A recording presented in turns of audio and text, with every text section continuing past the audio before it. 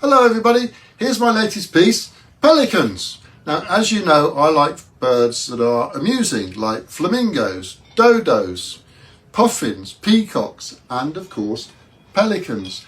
Now I haven't made a pelican for some time, so I thought it was about time, because I like having them in my studio. Now in drawing the beaks and them in profile, they naturally form this flat fish between them, so this piece almost made itself. He's in on the joke, as you can see. He's not suffering at all. It's all one big staged bit of fun, really. Complementary colours, as always, orange and blue. And the reason he's a place is because his orange spots complement the orange beaks.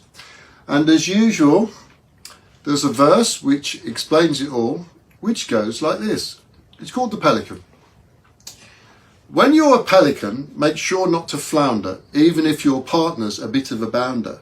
If you catch a turbot, a sole or a dace, make sure you share it and remember your place.